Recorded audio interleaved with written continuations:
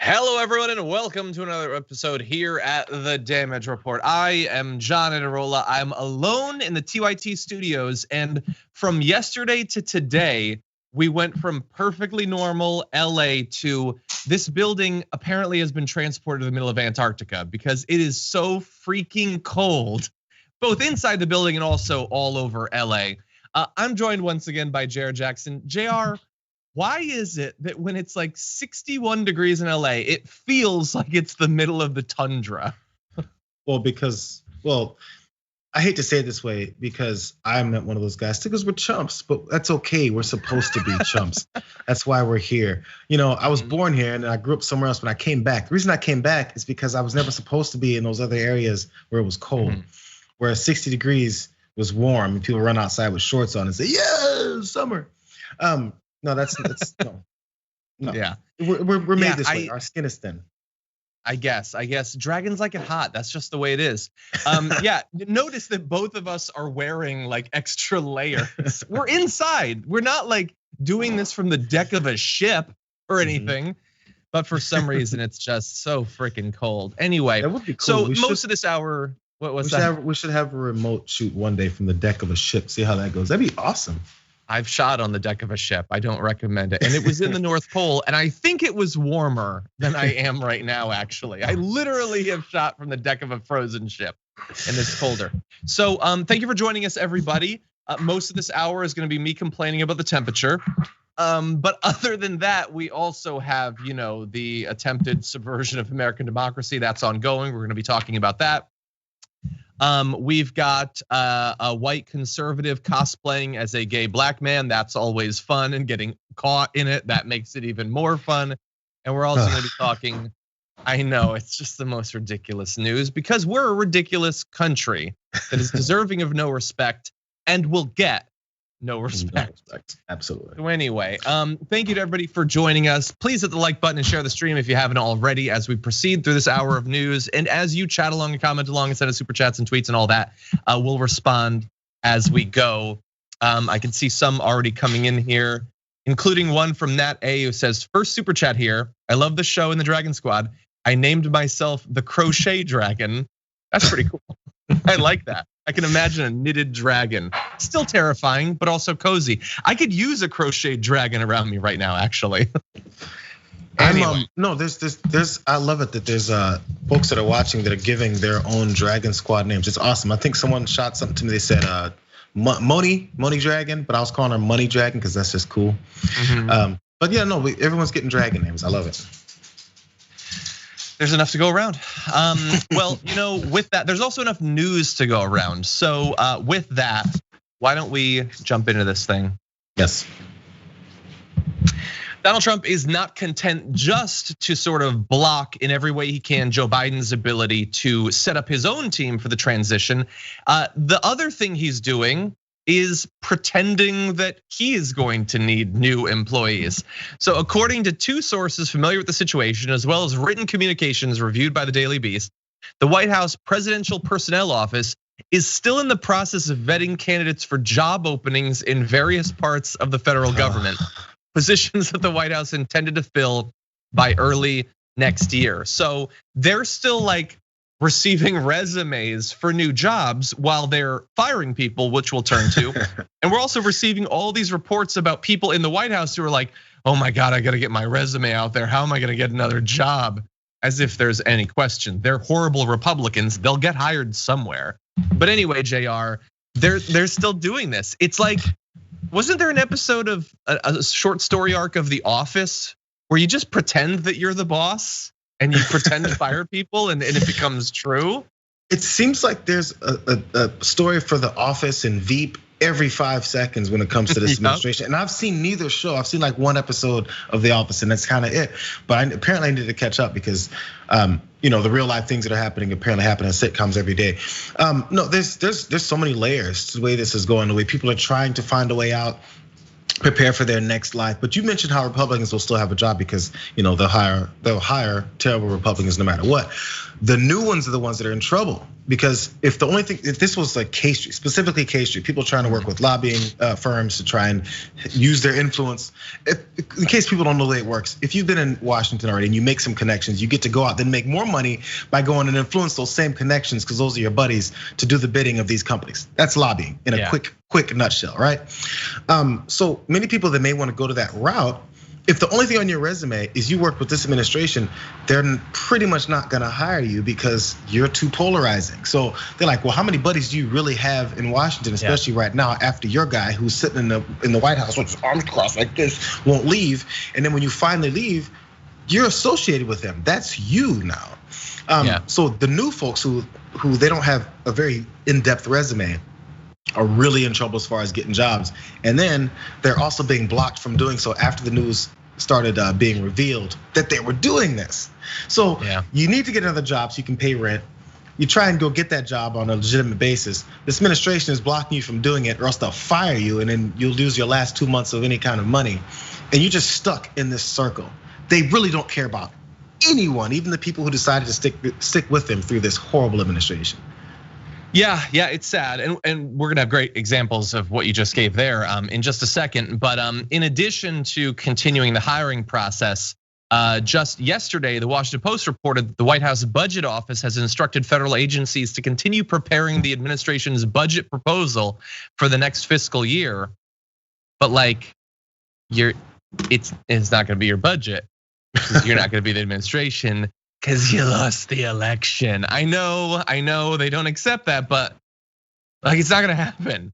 What do you think the plan is? Like, no, this is exactly what's happening. It's like, oh no, baby, don't break up with me. No, oh that hurts.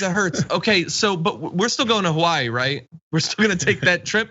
No, you got dumped. You don't get to go to Hawaii. You don't get your budget. That's the way it works. But they're still expecting that they're gonna get some tonight. You're not, it's over. It's over. It's like the day when you get broken up with, you call and be like, so, how you doing?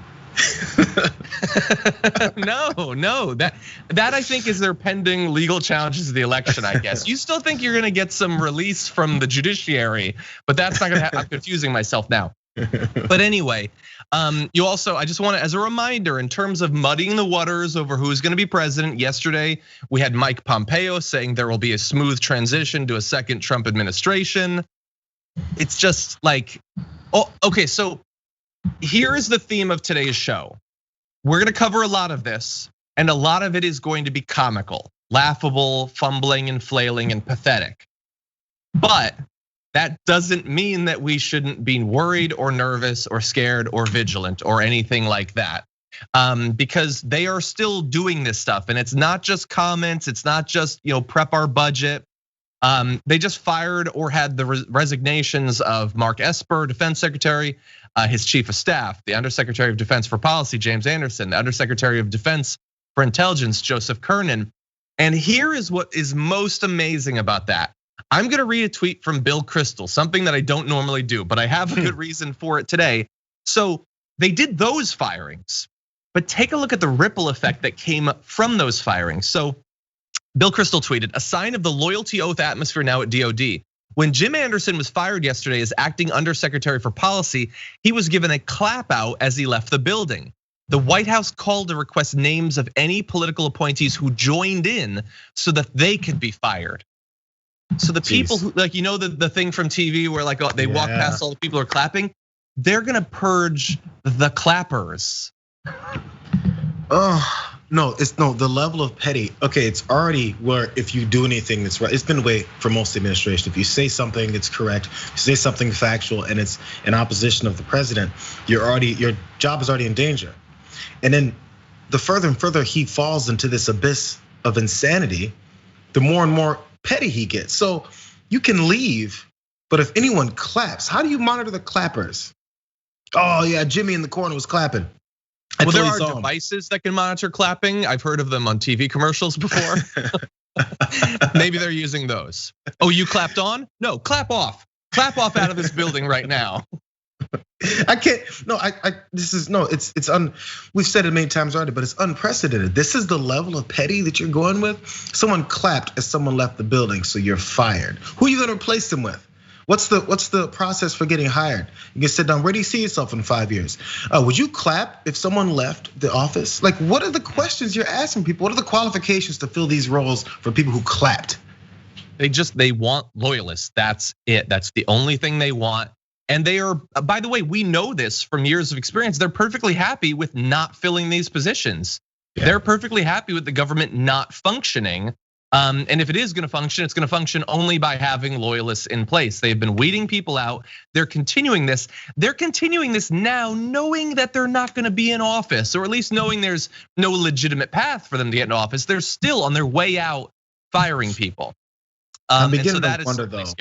I'm beginning to wonder though. Do they know they're not gonna be in office? I don't know. Well, that's the debate that we're gonna have in just a little bit. Yeah. But this, the pretending, the budget things, the firing, as well as the loyalty purges, that is truly scary stuff. Now we have more on this. I want to read just a few comments before we get to that. Ellie Celine says over on Twitch, it's my birthday. Happy birthday, Ellie Celine. Sexy Melly B says, I'm the sexy dragon. Well, that bears out from the handle on Twitch. So it's been claimed, everybody. You should have jumped on that faster. Socrates Bartender, Twitch commented, I hear a sprocket. Sethian Rosen said, I hear sprocket scampering around. How did I miss sprocket? Usually 10% of my attention at all times goes towards detecting dogs, but I missed it. Anyway, okay, so over on the super chats, I believe the first super chat today was from Xander Engelhardt, who says, hey, John and Jayar, it's my birthday today, and I'm proudly wearing my new Dragon Squad shirt. Love you guys.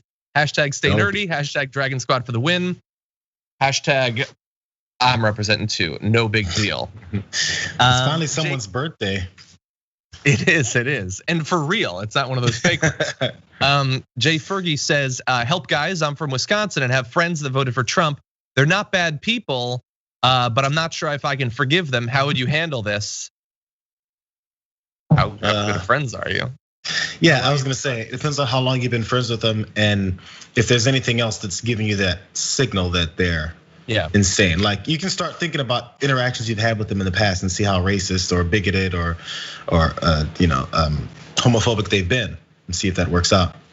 And maybe you can just, like I went to grad school in Texas, so I had some friends that were conservative. None of them now, like the friends I had then, none of them like Trump, but they're conservative. We don't talk about politics. Turns out you can play League of Legends without talking about politics, turns out. True. Okay, Catherine Kirk says, word of the day from Susie Dent, stiff rump. An obstinate and haughty individual who refuses to budge no matter what. Trump is the ultimate stiff rump, except, and this is the irony, when it comes to his rump, which is anything but stiff. Yes, it's a jiggly rump. It has big Santa energy. Anyway, Luis Lamp says Trump is the prosperity gospel pastor president. His followers give him all their money, then blame the all-powerful Democrats on why they're so poor and suffer from chronic economic anxiety. That's a good point. Renee, thank you for your super chat. Takai board of directors says, as an Alaskan, I laugh at you, but I hate the cold too. Heater on high. Today is my birthday, and I'm excited to get Jayar for birthday Wednesday. Happy birthday Wednesday, Takai. Well, Takai, happy birthday, brother. Happy birthday. Barracuda Dragon Shively. So Rob Shively has chosen his dragon name. Donald is cuckoo for election fraud. That is a Brett joke if I've ever heard one. He loves that stuff. Denkar says, I call dibs on my ass is dragon. I don't know if that's intended the way I came across, but yes. I do think that it is. And by the way, Zane, the magic puffer dragon. I see your super chat. I'm not reading it, but you knew that when you typed it. Thank you for the super chat. Anyway, with that said, we are laughing too much for the state our country is in, everybody. We got to get serious, lock it up, all of that. And we're about to turn potentially to that. Okay. Donald Trump has mostly receded from public view since the election, appearing on Thursday at his press conference where you saw it. I'm not gonna repeat the stuff that he said there. He didn't even show up to the Four Seasons total landscaping thing. Now, he did make an appearance today for Veterans Day, but he didn't speak, which is how I like him best. He's a you wanna see him, not hear him kind of guy.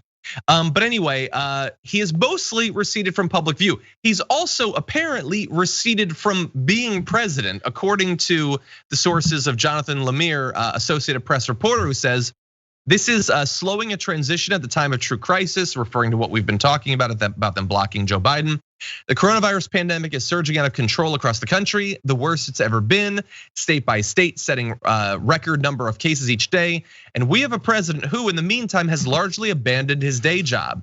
He himself has not attended a coronavirus task force briefing in months. His public schedule does not show he's received an intelligence briefing since October 1st.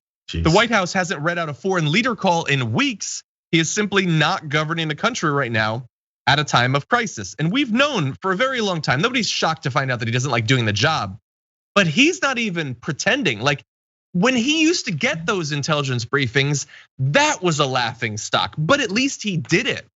His coronavirus task force appearances were an insult and a joke or both, but he was kind of doing them.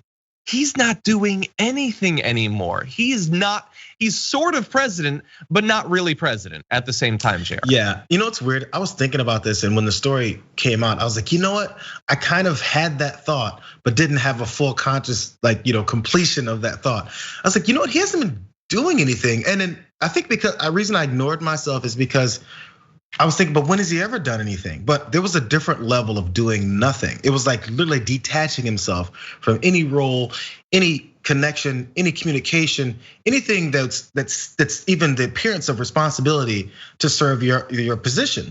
And I was like, man, he hasn't really done much. I mean, you see him campaigning and going off on mail-in ballots before the election constantly. That's all he's been doing. Because you know what? He's like a kid. You pour out a whole box of or a container of Legos in front of him, and he starts putting together because he's so excited. He just puts together random things. It looks like a blob. You go, well, here, little Johnny, here. Well, here's the instructions. Put together the spaceship. And he's like, this is too much. And he just leaves it alone in a mess on the floor. That's what this guy's been doing. He just wants to just make a mess with the Legos instead of creating something that's real with the Legos. And when someone tells him to, he cries and leaves. Well, and the fear is that at some point, American democracy will accidentally step on one of those Legos, and you don't want that. That's just disastrous. By the way, I want to remember when we turn back to the super chats, I want to talk a little bit about Legos. But anyway, yeah, you're right. And it's not to say that he's not doing anything. He's spending his time doing something. We just don't necessarily know what it is behind the scenes. But we can see some of the effects. We already talked about all the firings, the purges that are going on. I assume he's involved in those. And behind the scenes, he is spreading misinformation around the election. We're gonna have a little bit more of that. It's gotten to the point where Biden's team is worried that Trump will encourage his supporters to disrupt the inauguration events. I don't know whether the fear involves actual violence, although there's reasons to fear about that, but just that they would go at all could be a problem. I honestly don't even know why you would have a real inauguration. It's still a pandemic. We should be avoiding these events where possible. I understand it's a big day for the country and everything, but we do have to be safe. Now, in terms of the misinformation, let me give you a little bit. We've been sort of, for the past few days, we've been tracking Trump's public statements. And by public statements, I mean tweets, because that's all that we're getting. So he tweeted, a guy named Al Schmidt, a Philadelphia commissioner and so-called Republican, Rhino, is being used big time by the fake 2 Spaces news media to explain how honest things were with respect to the election in Philadelphia. He refuses to look at a mountain of corruption and dishonesty. We win. What does that mean? Does that mean that if you burn Al Schmidt, you win? Is that in the Constitution? I don't know exactly what that means. I don't think anybody knows what that means. I think this official must have appeared on TV for him to even tweet about this, because he definitely didn't look at any statements, didn't look at any communication. Yeah, this is a TV appearance that Trump is responding to, because that's what he's doing with his time. He's waiting for people to come on TV and defend him, and he keeps finding people telling him the truth, and he can't take it, so he resorts to Twitter to go talk about those people. Somehow being a rhino now because they don't support you. Again, look how far we've gotten from reality. The main, not even main thing, the first thing we should notice in this is that he calls someone a rhino for not just going along with whatever he says. Yeah. Why is that relevant? This guy has his own mindset and is saying something, and he's probably terrible on 75 other things. But he says one bit of truth, and that makes him a rhino. And if it's a rhino, why is that so bad? What's he doing to you? Trump. He wants loyalty. You could be the best Republican ever. If you ever don't agree with him when he wants you to, that's it. You're done. Good day, sir. Yeah, and by the way, people like to call Democrats dinos too and stuff, and then like, maybe the Joe Manchins of the world, because he's literally working for the Republican Party and stopping policies and agendas that would actually help the American people. Now, this guy's mad and calling this guy a rhino because he's not helping you. Just look at the objectives of each one of these name callings that could happen. Well, okay, so we have all of what you just said, the argument that you constructed, but Trump would respond, "We win," I guess.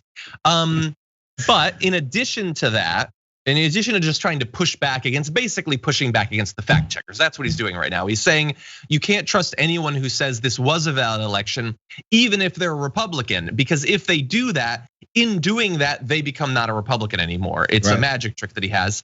He also has maybe a new avenue of attack. I have no idea how you would prosecute the case that this implies, but he tweeted, "The fake posters at ABC Washington Post produced a possibly illegal suppression capital poll just before the election, showing me down 17 points in Wisconsin when, in fact, on election day, the race was even, and we are now preparing to win the state. Many such deplorable instances." So he lost Wisconsin, he's gonna lose Wisconsin. I don't know why he put deplorable in quotation marks. Is it a weird reference to Hillary that had no place to tweet? Yes. I don't know. It is, it's gotta be. But what he's saying there is that the polls that were off were illegal and that they suppressed the vote. I think that's dumb. I don't know what. Okay, so we've gone through a lot of court cases over the last week that didn't go anywhere, that were nonsensical in a variety of ways. But what would you even say to the judge?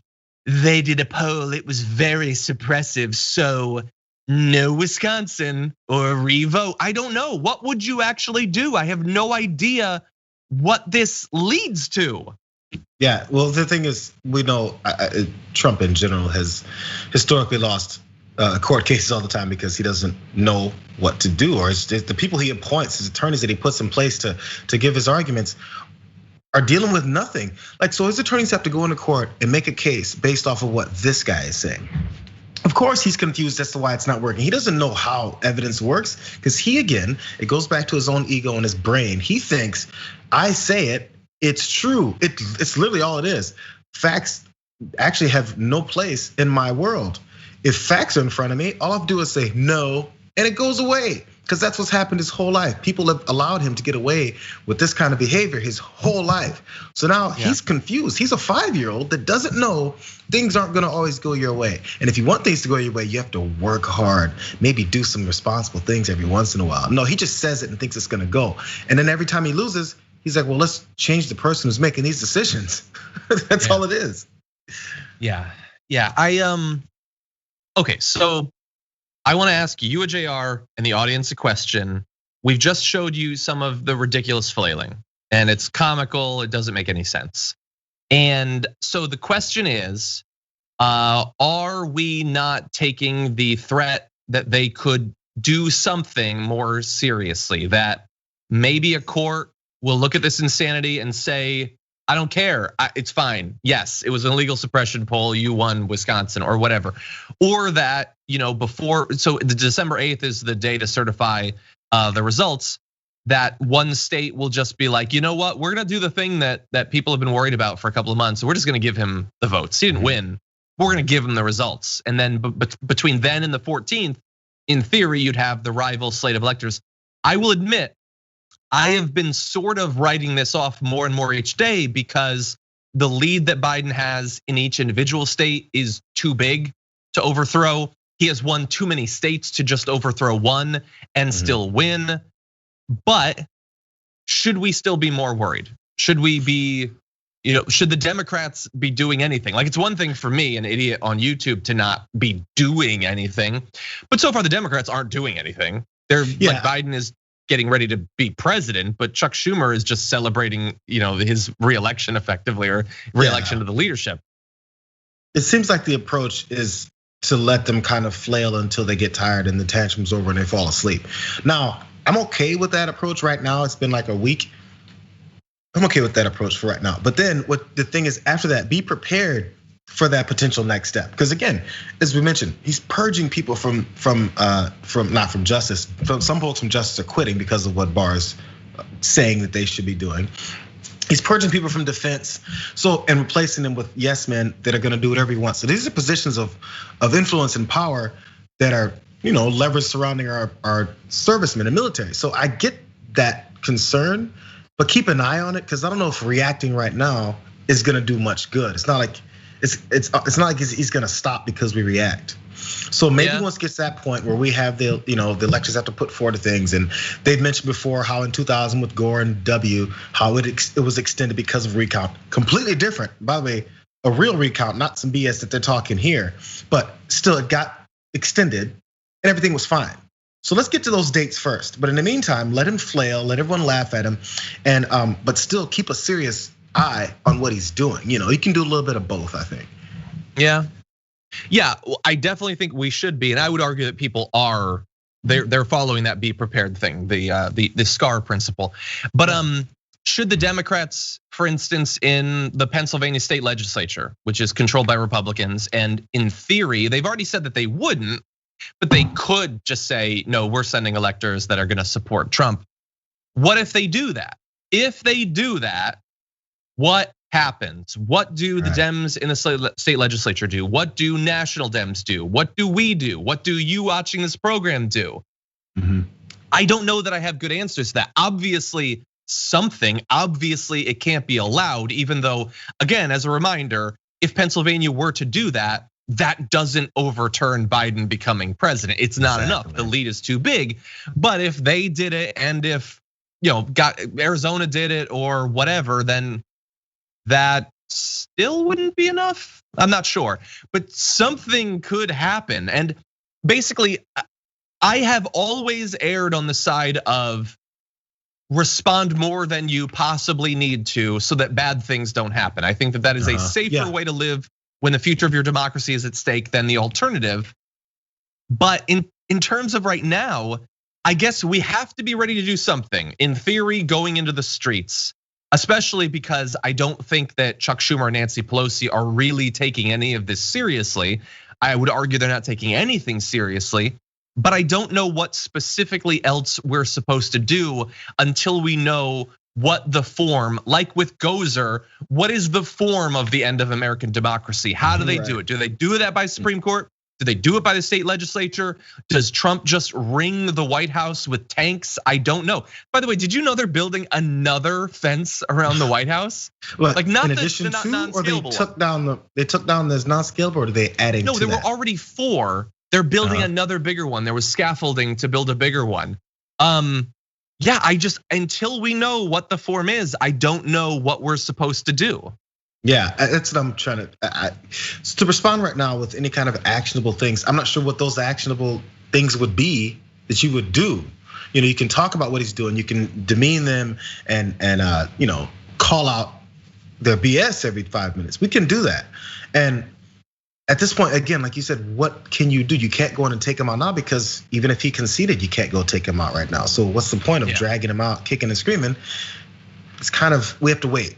But still, again, keep an eye on it. So I really don't know if there's something we could do. I'd be down to do it right now, but what else is there?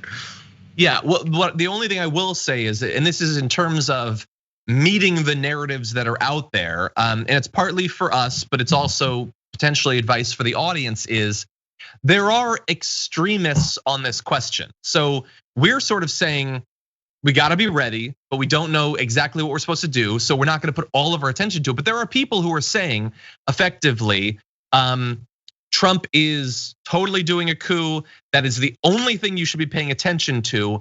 And generally, whether it's stated or not, the attached little argument to that is, get off of Joe Biden's back. Let's not have, like today, the Sunrise Movement put out their wish list for cabinet positions. There's pushback against Rahm Emanuel being in. Rashida Tlaib and AOC have been messaging around what progressives should do. The argument is generally stop with all that nonsense. Trump is trying to do a coup, so don't pay attention to this.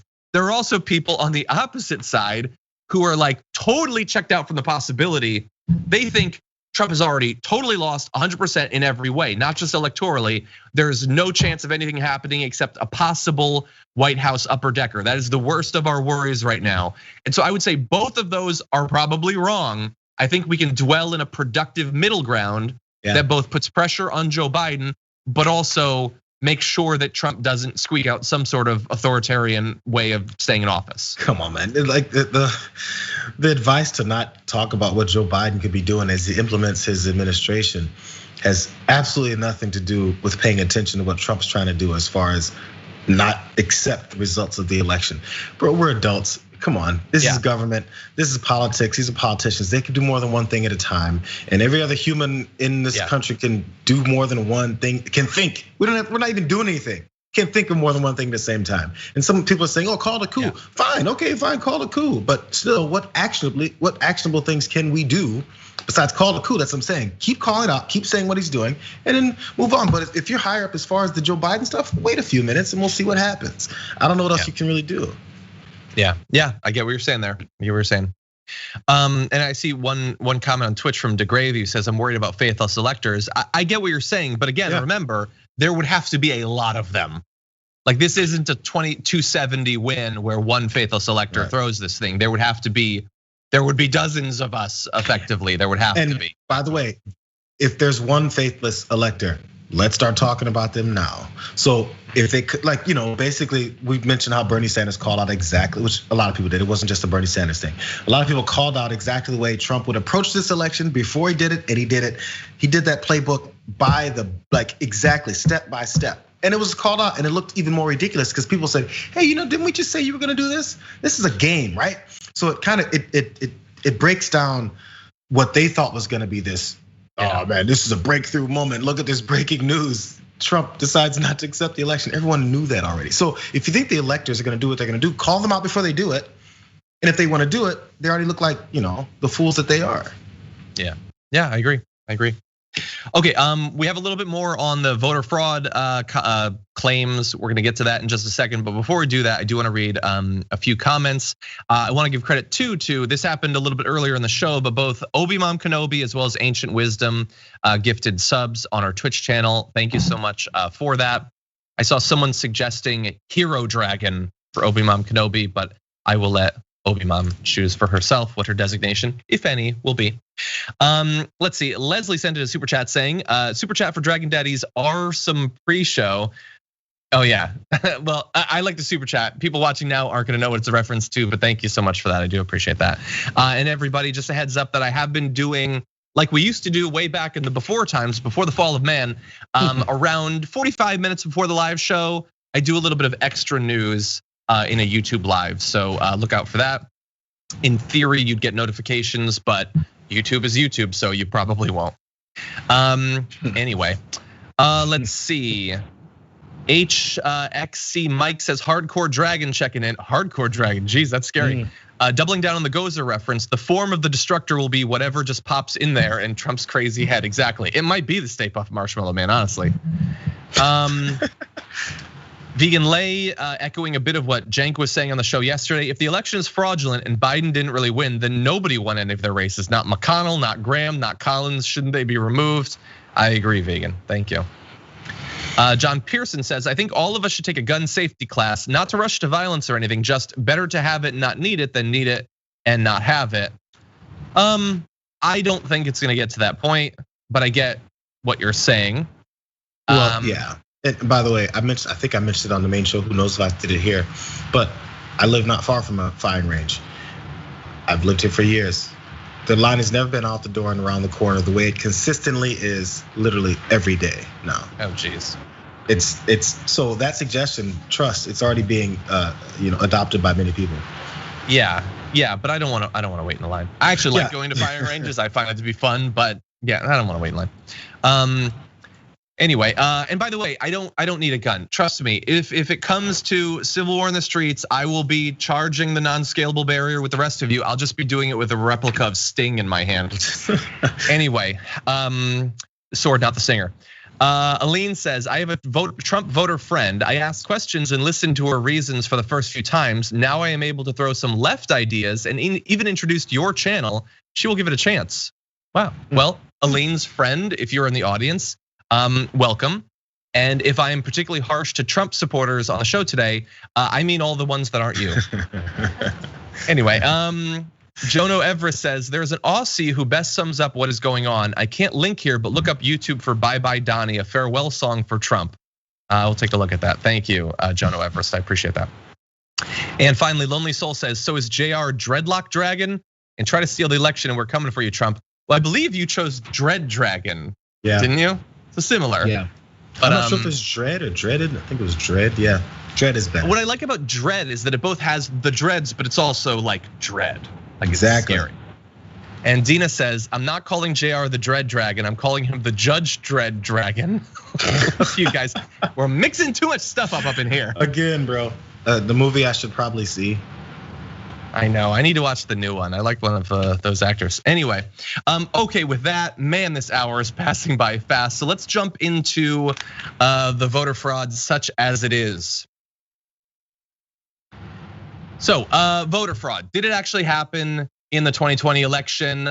You've probably heard a lot of theories of the conspiratorial variety, but at least according to the New York Times front page today, election officials nationwide find no fraud. And we're gonna run through a little bit of this in just a sec. But before we get to it, I think we can learn a lot from people's actions. And I have an action for you that I want to analyze. And this is Texas Lieutenant Governor Dan Patrick, who just yesterday said he's offering up to $1 million to incentivize, encourage, and reward people for reports of voter fraud in Texas, even as there's been no evidence of mass voter fraud and experts say it's rare.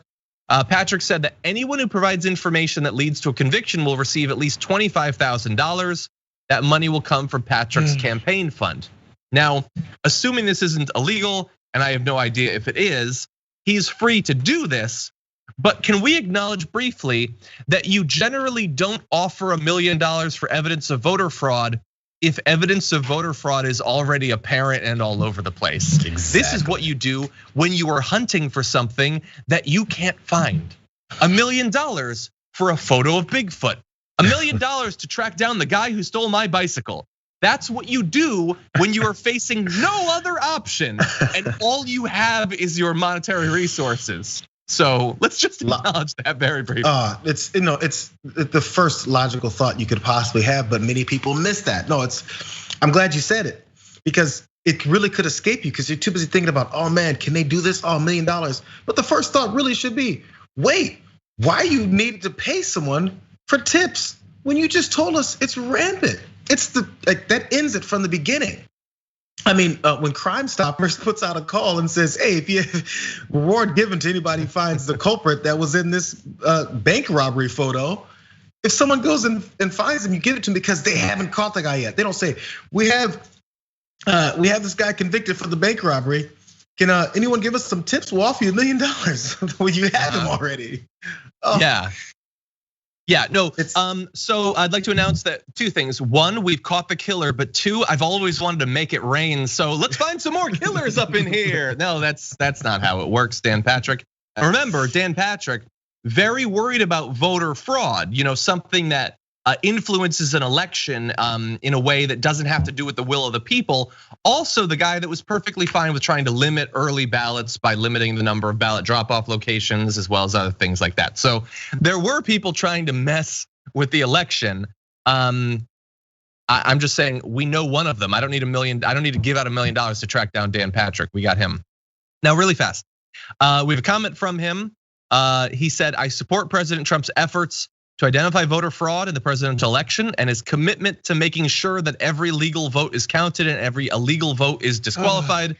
The delays in counting mail-in ballots in other states raises more questions about voter fraud and potential mistakes. Sure, it raises questions in that you have raised questions. but they're not good ones. They're not legitimate ones. And well, I was gonna swear there. You are not one to be trusted, I will say. So yeah, all of this is Dan Patrick doing what all of the grifters in and out of politics on the right have done. It is a signal sent to one tiny orange man to say that I'm on your side. I think this thing was stolen from you too. What do you get out of it? What's Dan Patrick getting out of this? I'm sorry, I keep asking the same questions. What's the end game here? They're not dumb. He's been in politics. He knows this is over. So at the end of it, what's gonna happen with your name? What's gonna happen with your position, your legacy? What's the point of this?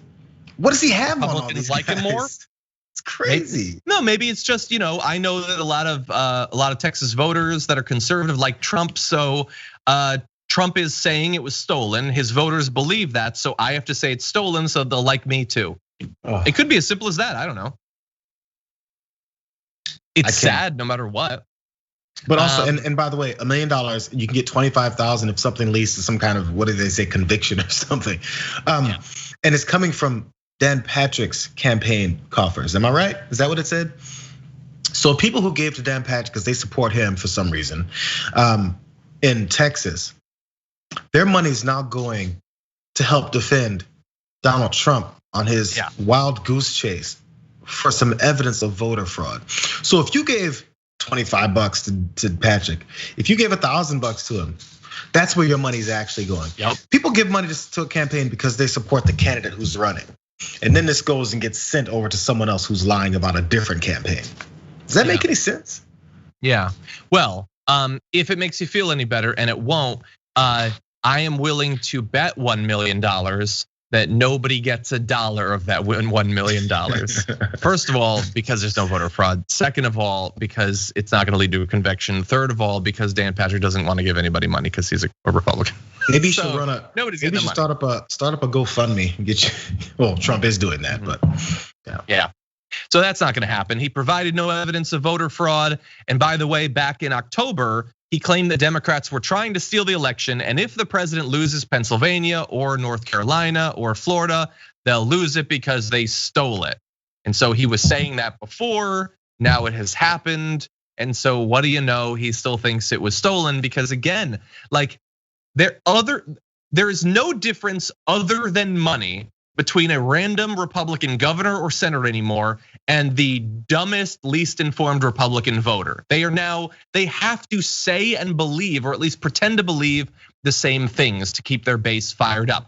They're not the same. Fundamentally, every one of these Republicans is fabulously wealthy and would never spend a minute with one of those voters, but they claim the same stupid conspiratorial things. That is the Republican Party now. Yeah, it's a shame.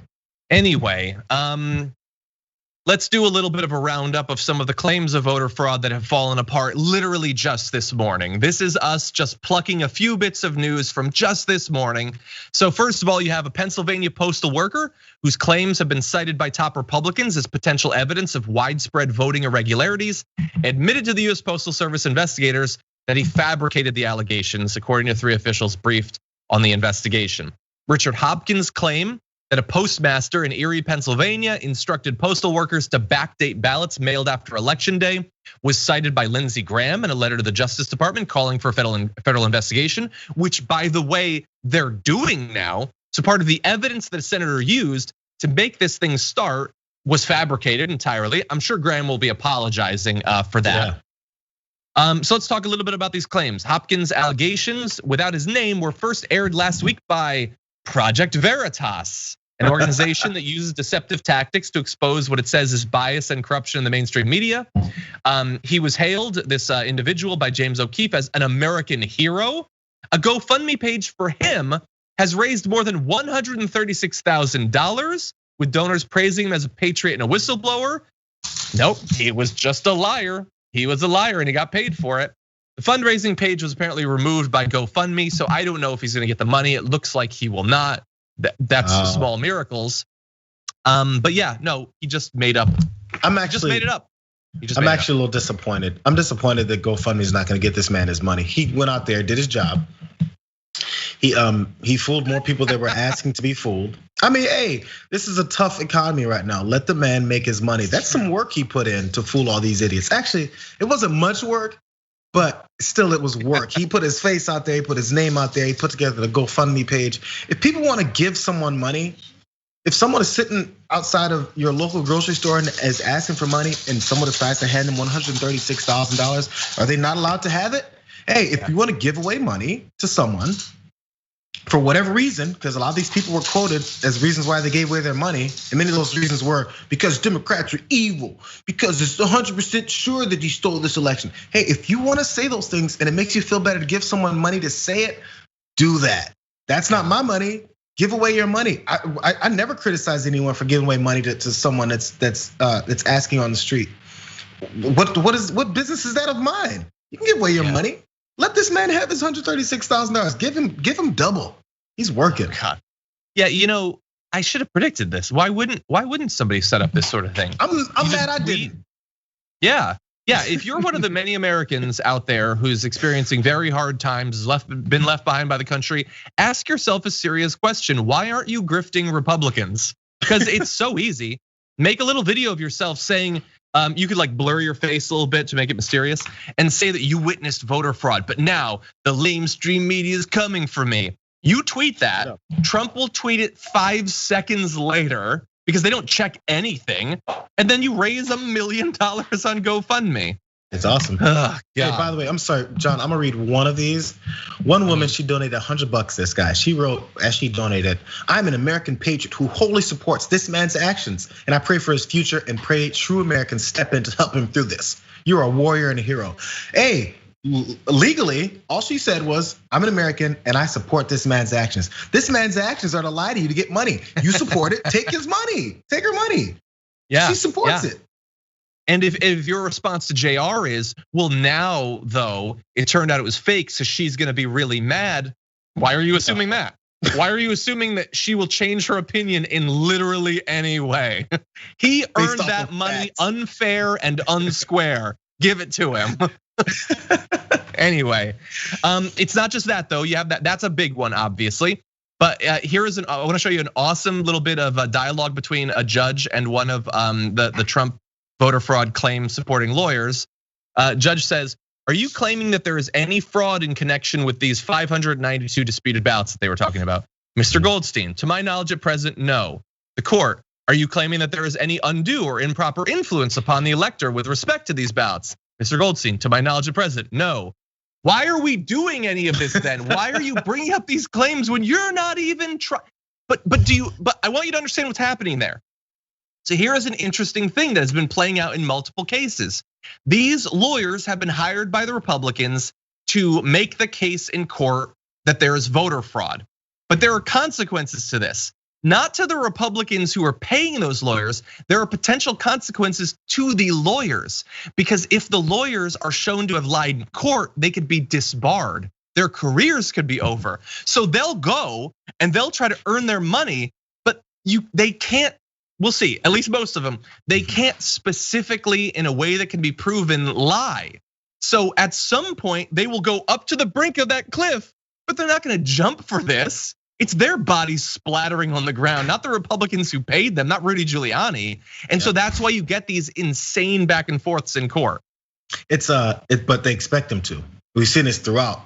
This guy who's calling Donald Trump, his life, he'll take people and make sure that they're loyal to him, and there is zero loyalty back. If they destroy their lives and their career, you know what he thinks of them?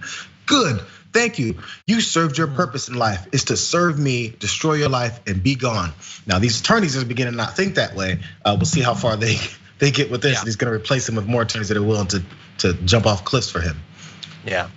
And really fast, I want to run you through just a couple more cases of how ridiculous these claims are. Republican Philadelphia City Commissioner, who I think is the one that Trump was talking about, says they looked into a list claiming dead people voted. Quote, "Between everything else that we're doing, we looked it up. Each one of them to see what their vote history was. Not a single one voted in Philadelphia after they died." But it's not just them. CNN also looked into 50 names that have been mentioned by Donald Trump and his orbit as evidence that dead people voted in Michigan. They found 37 of the 50 were dead and didn't vote. 5 are alive and did vote. 8 are alive but didn't vote. None of them were dead and voted.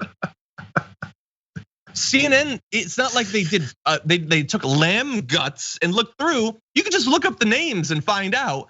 And no, those 50 names were entirely fraudulent. But I think there is no better visualization of how insane these cases have become than Laura Ingram's show. Take a look at this photo of her interviewing a Nevada poll worker. Oh my God. Who is in a smoke-filled room and has been blanked out. Come on, bro. Yeah. Do they have a is GoFundMe? I think they should have a GoFundMe. We've gone full sitcom now. It's full on. This is straight up like, I feel like if you turn on those old 90s sitcoms and they want to make fun of the witness protection thing or the anonymous witness thing, and they accidentally lean forward and the light shows their face. Like it's exactly what it is. And then the disguised voice. Come on. So throughout this interview, I only listened to like the first half early because I thought this is my favorite thing today. They didn't ask who you're afraid of coming after you for speaking this truth. By the way, her truth, I don't know if you can get to the details of this story. Were you gonna do that, John? Because it's awesome. I have little interest, but really fast because oh my God. So this lady says she works outside of some polling location. She saw a Biden-Harris van roll up, plastered with Biden and Harris on the side because that's what nefarious ballot stealers do. She rolls up with a plastered van that has their name all over it. People walk up with boxes of envelopes and she's like, oh, that's odd. They got a bunch of envelopes. And then people come out of the van and take the envelopes. And the people that are exchanging between them start writing on these ballots and doing something weird. And then Ingram goes, how do you know they're ballots though? I mean, you're from far away. And she goes, well, once I got closer, I said, those are ballots. So number one, these people rolled up this intricate presidential stealing scheme. They roll up in a van that has their name on it. Then they, in broad daylight, start signing and changing ballots on the side of the van, outside of it, not in.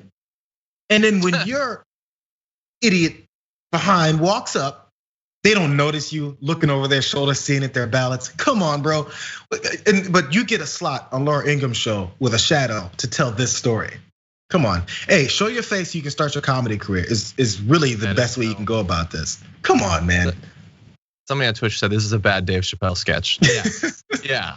This is the plan. It's stealing an election in a van down by a river. No, that's not how it works. It's they walk into the Philadelphia vote counting thing. I got you fake ballots here. Anyone order some fake Biden ballots? This is so stupid. It's so stupid, but why wouldn't it be?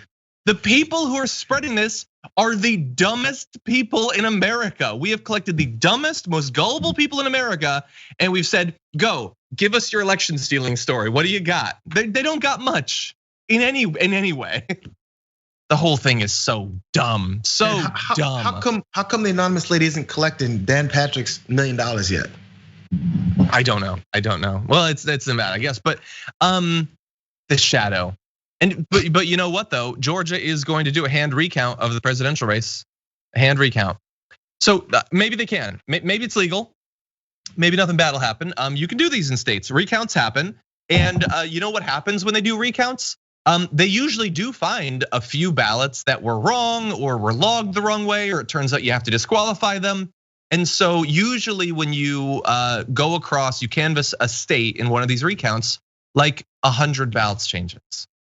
Biden is winning by tens of thousands of votes. There is no legitimate recount that is going to result in him losing. And they know that, again, they know that. John, this is an unprecedented level of presidential stealing. So usually under normal recounts, 100 or so ballots is the difference. But this is Donald Trump, and he's been cheated since he was born. You know how hard his life has been. So they came after him, and this changes are gonna be like 50,000 in every state.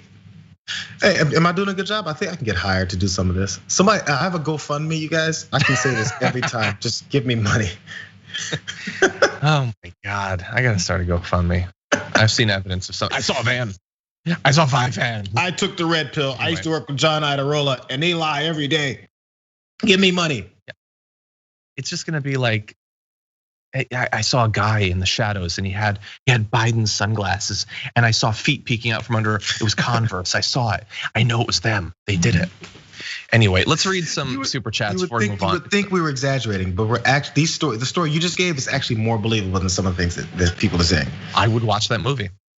Tony Fedora sent us a super chat that says, I hope this helps pay TYT Studios heating bill. # Chili Dragon. Thanks, Tony Fedora. I appreciate that. That's a good one. And then Frojo Baggins says, spend some time in a Wisconsin winter and you'll be wearing shorts down to 0 degrees. It explains why I always get crazy looks in San Francisco when I visit in the winter. I grew up in Connecticut, which has pretty brutal winters. Maybe not that bad, but pretty brutal. And I consider myself to be okay in the cold. There's something about LA cold. I don't get it. Yeah, no. You know why? This is the thing. I grew up in St. Louis and Detroit, Michigan too. It's freezing. And there was a kid who, once it got to 40, 50 degrees, he wore shorts. I get it, but the thing is, those same people who are tough guys, if you live in California, Southern California, through 2 years, you're gonna be soft. Just saying, yeah. You adapt. Well, it's like that advice song from back in the day said, live in Southern California once, but leave before it makes you soft. We didn't listen to the song. What was the name of that song? Somebody in the chat tell me. You don't know what I'm talking about? I don't think so. It's the one with that beat, and it's just the guy talking, giving bits of advice. Anyway, somebody knows what I'm talking about. Somebody will post it there. Anyway, I'm not crazy. Wear your sunscreen song. Thank you, Brooke. And always wear your sunscreen. You know what I'm gonna send it to you. No idea. Please. Anyway, everybody knows. I'm looking, Marissa. Do you know? Apparently, no. I bet everybody knows. I bet they know. Okay. Anyway, Charles Massey says, ooh, can I be the death dragon? Jeez, why would you want to be the death dragon? But okay, that's fine. Bring upon death. I mean, that sounds bad. I guess. I like it. Peggy Harkness says my nickname in high school was Dragon Lady. That's cool. I did not have a cool nickname like that. I was just watching House Party last night, and Bilal, who was played by Martin Lawrence, he was called Dragon Breath. You don't want that one. No, that doesn't sound good. Chakuseki says Trump is wary of the clappers due to his personal Vietnam of dealing with syphilis. President Groin Spurs. That's pretty good. Raylon Smith says, thanks for making me laugh and sweat with fear at the same time. That's sort of what we do here at the Damage Report. Gary Does Stuff says, Michigan native. Funniest thing was seeing my wife, Dallas native, experience below 0 temps for the first time ever. I'm a terrible person. That's funny. Alan Smith asks the best question of the day. What happened to Hunter Biden's laptop? What happened to all that? I thought that was a big thing. I thought you were gonna find all sorts of crazy stuff. What happened with the laptop? Suddenly, Hunter Biden's laptop got confiscated by the caravan of Latinos driving up from the South to invade the country. They have it with them. If we can get to that caravan, it's ridiculous. Bradley Hackworth says, Dragon of the Hacksaw here, joining law school to bring the progressive fight another leg. That's awesome. Maybe someday we'll do a story about that individual. Really fast before we launch into the stories, I remembered I wanted to say something about Legos. So, Jayar, were you one of the kids that played with Legos when you were growing up? I was one of the kids who played with Legos and then saw my brother do things well with Legos, and it made me angry, so I threw Legos because I wasn't good at it. I see that. I loved Legos, and just like playing when you're a kid, like you have action figures and stuff like that. And like I think I've mentioned on the show before, it sort of makes me sad to think there was a last time you played with Legos or action figures. You went, and then you put it down and you would never return to it, but you didn't know at that moment. And I also was walking through Target a couple days ago and I went through the toy section, and it used to be, man, when you'd go to Target or some big store like that, wandering in that toy section, just wishing you could have all those toys, how cool they are. And like now we could, maybe not all of them, we still have to pay for them, but would it be fun? Like if you were to just take some action figures and be alone in your room with Legos and play with them, we just assume, I think, that it wouldn't be fun. But what if it would still be fun? Well, John, come on. What you've just described is fatherhood. You need to have a kid. Why do you think? And by the way, I never like subscribe to this, but there's some fathers who say, "Oh, kids are fun when they're babies. Once they're 5, 6, then I can have fun with them because then he's like to play." That's just fathers who want to play and then couldn't play before, and now they like have an excuse to go play Legos in the room with their kid, which is great because that's great to have communication and activities with your kid. But all it is having a kid and being able to play. I play video games with my kid all the time. I never played video games this much. Now I just play them because it's, come on. Well, I'm not even asking about video games. Obviously, video games are fun, but I'm just saying like the classic like pew pew, like acting out a scenario or something. I mean, I guess I play Dungeons and Dragons. Do it with your kids. They'll be ecstatic. Come on, have some kids, John. Okay, I guess you've convinced me. I wasn't gonna, but I do want to play with Legos. Okay, I'm going baby crazy live on the show. Anyway, okay, so we don't have much time, but we're gonna get through at least one more of these stories. So let's launch back into this thing. Please don't forget, no matter what ends up happening with Donald Trump, that one of the areas where he has done the most lingering long-term damage to our country and to our world has to do with the environment and our ability to combat the climate crisis. Remember, in May of this year, carbon dioxide levels reached 417 parts per million, the highest level ever recorded in no small part, thanks to increasing US emissions, which he helped to see happen. And all along, like the things that Trump did, whether it's opening up areas to mining or logging or all the environmental deregulations, the getting rid of the methane emissions, getting rid of the higher CAF standards and things like that, was all done supposedly to benefit the economy. But that apparently hasn't actually happened, shockingly. Economists see little evidence that Mr. Trump's rollback of climate change rules actually did bolster the economy, with jobs in the auto sector having been declining since the beginning of 2019, and the trend continuing despite the rollback of rules aimed at vehicle pollution from greenhouse gases. Domestic coal production, which he's tried to spur, last year dropped to its lowest level since 1978, thankfully. In September, the French government actually blocked a $7 billion contract to purchase American natural gas, arguing that gas produced without controls on methane leaks was too harmful to the climate, because of course it is.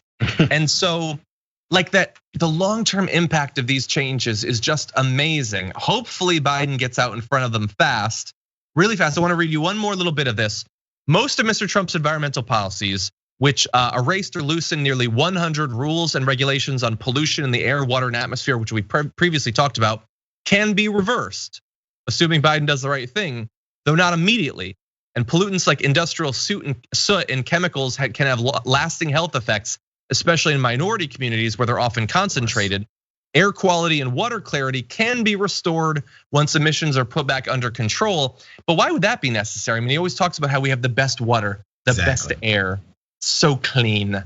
But anyway, yeah. So John, you presented a bunch of facts and figures and realities about the situation. But again, the opposing argument is, and I'm glad you said it, we have the cleanest air and cleanest water. That's all you have to say. That's your argument, and we're just supposed to listen to you. That's just the way these things work. So again, for people who maybe think, yeah, Donald Trump came into office and he's doing this, and it's not such a big deal. We have another fascist that's about to take over. We have issues with Biden, we do, and those are obvious issues.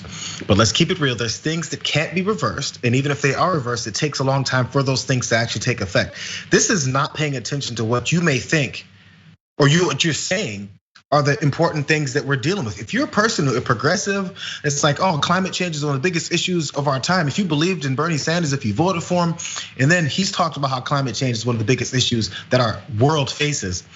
And then you don't care that the guy who's literally tearing the world apart and adding to this climate change issue gets reelected because you're mad about what happened in the primaries. It's just, these are one of those issues where you can't ignore it and then say they're all the same people. Because it's obvious, it was absolutely accelerated since Trump came into office. Explicitly and like they fired all missiles directly at this problem. This is what they wanted, deregulation so people can make more money, and then who cares about the environment? And then the response that is, ours is the best. If you think that's fine, then you can go ahead, now you should shun Bernie Sanders and shun all of those things that you said were important to you. This is one of those issues, it just is, it won't go away. Yeah, it's certainly one of the areas that they really focused on and were very successful, because so much of this can be done just through executive orders. And yeah, we've locked in a lot of that damage. And So the reason we're talking about this is less to go over the Trump stuff, because we've done that ad nauseum over the past few years, as everyone should, but also try to point out that Biden does have an opportunity, but it's not necessarily a perfect opportunity that can work perfectly immediately, even if he does the perfect things, which we don't know if he will. Even if he succeeds in re-implementing basically all of the regulations, a lot of them that were put in place under Obama and were taken out under Trump, even if he does that instantly, 2 years would pass before those rules would be legally finalized, resulting in more emissions. Legally finalized, actually put into effect, go through court challenges and things like that. Bear in mind, those court challenges could end up at a conservative supermajority Supreme Court, which is always going to be fun. There are some things that he can't necessarily do through executive orders, but others can be done almost instantly. I really think that there needs to be a long list of these on day one. The Biden administration can legally reinstate environmental protections on some public lands, including, we've recently talked about the opening up of logging in some of these old growth forests with trees that have been there for hundreds, if not thousands of years. Yeah, some things may be more difficult when it comes to regulation of power plants, regulations of cars. Will the Supreme Court allow those regulations to stand? I don't know. Things just got a lot more tricky, and this is not time that we have to spare. We are already so far behind, and we're trying to secure our future, knowing that there's a conservative Supreme Court that isn't gonna buy that all these regulation changes that Trump has done haven't benefited the economy, and that continuing it isn't going to. There's plenty of hangover from the Trump administration that's gonna bog down the country for some time. And if you don't think Republicans aren't gonna come in 2 years if things continue to get worse the way they have, and say, look, President Biden has been in for 2 years and look how things have gotten worse. So the same way they do with the economy when they inherit a good one and then destroy it, and then claim to say, look what we got, a bad economy. No, you created the bad economy, but you got a great one. And every time a Democratic president comes in and changes what you did or tries to fix what you did, it takes them 8 years to do it. And then you go to destroy it again and blame them. If you don't think they're gonna do that with things like this, you're crazy. They know how this works. They know that there's a hangover, and they know that it'll lag into the next person's administration, and then they can then blame them for those issues. Yeah, you're 100% right. But anyway, this has to be an area that he comes out the gate swinging. We'll deal with the future consequences, but he at least has to do the right thing. Everybody, by the way, should take a little bit of time to go and look. The New York Times did a great write-up about this, about the Sunrise Movement, their wish list for the Biden cabinet, including on issues of the environment and other things too. We'll see. We'll be watching. Will Biden let us down? Probably, but we'll be here to see. Anyway, really fast before we launch into our last story, because I definitely want to get to this. I saw in our TDR Slack, editor Cassie put in, it is Baz Luhrmann, everybody's free to wear sunscreen. That is a song. It's an awesome song. Everyone should listen to it. Cassie, a lot of you are probably so young. Cassie said that, yeah. Of course she knew it. I should have said She knows music, she does. Okay, so songs that I have not thought about for years and years, but were fun back in the day. I'm gonna have to listen to that again. Anyway, let's launch into our last story because we don't have much time. This is a weird one. Everyone, brace yourselves. There is this former GOP county commissioner in Pennsylvania, Dean Browning, who posted a very strange tweet on Tuesday afternoon. I want to jump right to it. So let's take a look at the conversation. So he had tweeted, what Trump built in 4 years, Biden will destroy in 4 months. Okay, so then there's a response from Dunkus5. That's not what's important. What's important is the response to Dunkus5, which says, from Dean Browning, verified, I'm a black gay man and I can personally say that Obama did nothing for me. My life only changed a little bit and it was for the worse. Everything is so much better under Trump though. I feel respected, which I never do when Democrats are involved. So bit of a quick fact check. Dean Browning is neither black nor gay. So that's a problem. We're gonna go through a few more iterations of what all this is, what's going on here. But Jayar, what does your gut say about Dean Browning's tweet there? We got a Kevin Durant situation is what we got. Except this one actually means something. Kevin Durant situation. Kevin Durant, NBA player, one of the top players in the league, champion, multiple champion, MVP, all this. He doesn't like how people get on it because he switched teams and people got mad because he's a traitor to one team, went to another. The same sports arguments that actually don't mean anything in the real world. They're fun to discuss. So he doesn't like being clowned online because he's a 20-something-year-old guy who's very well known and very popular. He's like anyone else who's a 20-something-year-old guy who'd be on the internet and doesn't like people talking trash about him. So he created some burner accounts and started defending himself on like Twitter and everything, maybe Instagram, I don't know. Yep. And he did the same thing. Finally, there was one time he forgot to switch back and the Kevin Durant profile said, well, I think Kevin is this and you guys are that. And they're like, you think Kevin is, huh? Yeah. At least that one was just funny because he's just defending himself off of his, what people are talking about him on the internet. But it was hilariously embarrassing. And he said, I'll do it again because who cares, right?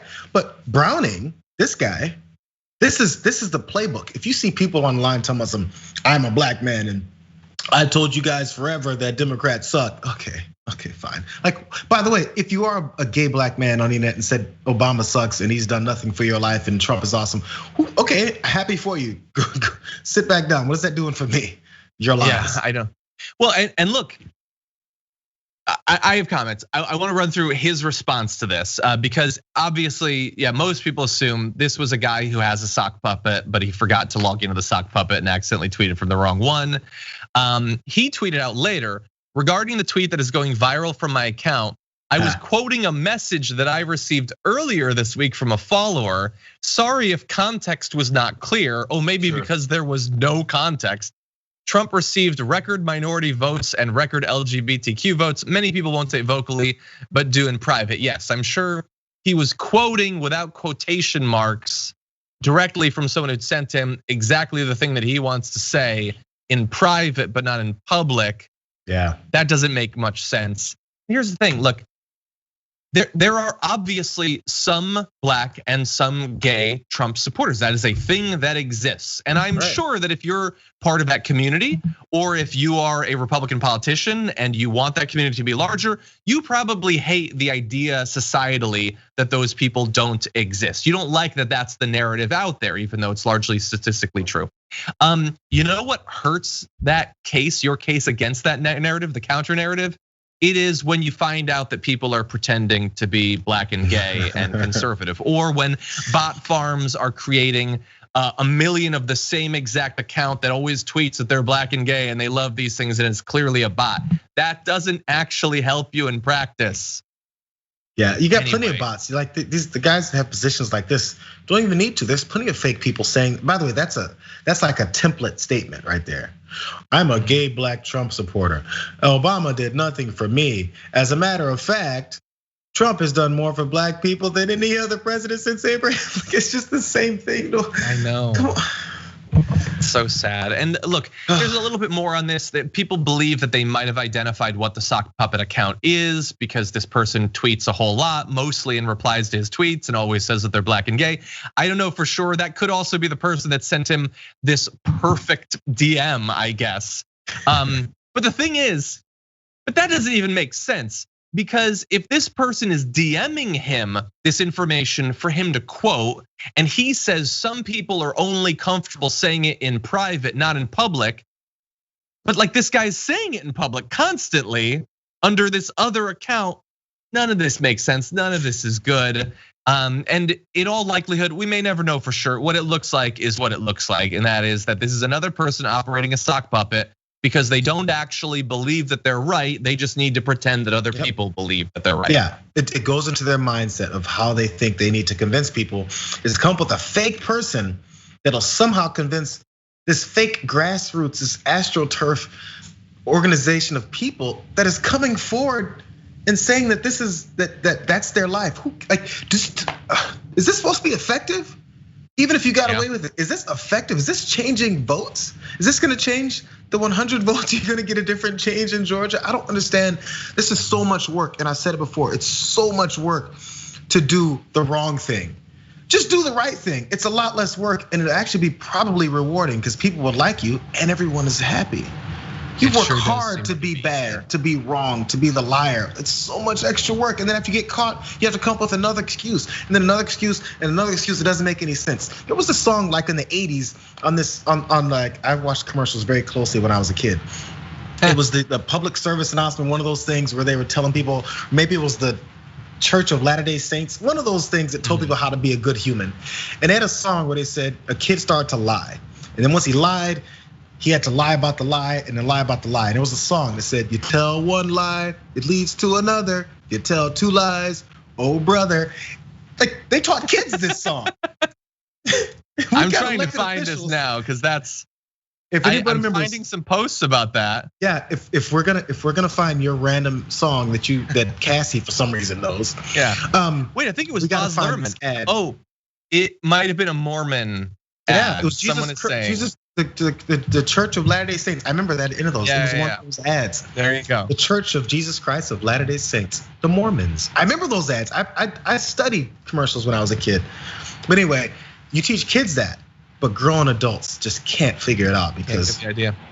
Yeah, this has been a good hour of discussions of 80s music, and we got some more hits coming up for you after this. No, anyway, Jayar, thank you for joining me as always. The news. This is a weird one. This is a weird day in the news, and we might be facing like 10 more weeks of that at the very least. But appreciate you taking the time out to join us. If anyone notices or remembers the Tell One Lie song ad that I was talking about, I have a GoFundMe account, and if you'd like to support me, I mean, I'm not gonna give me one donation, it leads to another. Give me 2 donations, oh brother. Anyway, okay, Jayar. Thank you. Have a good one. Yeah. For those of you at home, here are some more old songs I remember. Anyway, no, Gabriella sent a super chat saying the D&D community named me Mother of Dragons because I make artisan D&D dice that contain snake shed and look like scaly dragon eggs. Now I kind of want to do Dragon Squad dice. I'm Tender's Workshop on IG. I'm gonna have to look at that. Those dice sound really awesome. And I just started, or like I did session 0 for a D&D campaign, so I might need some good dice. Let's see. Mr. Bibby says gay marriage legalized under Obama. That's true. That's true. Omar just sent in a super chat saying John, Jayar, and Anna rock. Sup, Jank, you're cool too. Oh my God, that's like the first time we've ever gotten a super chat that did that thing at the end to someone that wasn't me. Nice. I like this better. It feels better. Thank you. Elisa Burdick says hashtag Milwaukee Dragon. Baz Luhrmann, don't forget your sunscreen. I like Chris Rock's version of the Champagne Room. That's a great point. That was actually a parody of that, I believe. Marcus, thank you for your super chat. Richard Rice Allen says, I hereby claim Silver Dragon for electoral purposes. That's funny. Alex Drake says, instead of MAGA hats, can we all start wearing Biden shades? Alex, feel free. I mean, look, obviously I want Biden to win. I'm not necessarily wearing his merch anytime soon. Although I did get an awesome AOC t-shirt in the mail yesterday. Maybe I'll wear it on the shirt at some point. Let's see. Oh, somebody's asking in Twitch chat, what was the IG for the dice? It was Tender's Workshop. You should be able to find it based on that. Thank you. But rock those shades if you support them. Amanda says, LA cold. It was colder than Mars here last winter. That can't be true. That can't be true. Xavier says, what if states can't certify the election by the deadline? It then goes to the House of Representatives and Trump steals the election. Are we ready? Yeah, that's another one of those possible forms that goes or could come in. Yeah. Timothy Crocker says, let's remember the turtle canceled 3 House passed election security bills in February. That's true, Timothy. Thank you for that reminder. Aristeo Duenas says, what is Newsmax telling my family? Why do they all believe it's true? I can't bring myself to actually listen for fear of losing IQ points. Yeah. Sean says, hey, Dragon Daddy, huge fan of the TDR and TYT.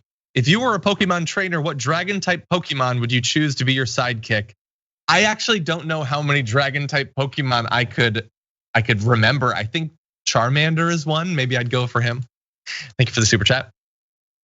Steven Samuel says, today we honor people who are sometimes expected to rush machine gun nests while wearing gas masks, but wear a mask while shopping. Unconstitutional. That's a good point. That is a very good point. Darkwing says, you should be very worried. Marie Le Pen here in France has started using the Republican rhetoric about a legal vote when talking about the US election. Coming for your democracy, this is a coup. Yeah, we do have to take it serious. Like we said, Scar Doctrine. Let's see, Franklin Sharpslicer says, Wyoming is 30 degrees, kind of warm if you please, but as dragons have no feather, we'd love to have warmer weather. We have no king, kiss no ring, but we'll fight whatever McDonnie will bring.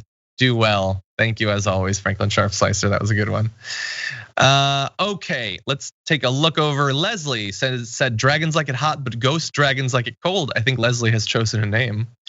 Over on Twitch, Rachie Oreo says, happy Veterans Day to all the Dragon vets. Thank you for your service. That is a great point. Yes, everybody who has served, thank you for your service. I will often criticize the choices that our leaders make in terms of how to deploy our military, as well as the actual effects of those deployments. But that doesn't mean that just because they're not often deployed to do the things that we say in terms of our propaganda, doesn't mean that the people who enlist and serve and would do those things if they had the opportunity don't deserve the credit. So thank you for that. Let's see.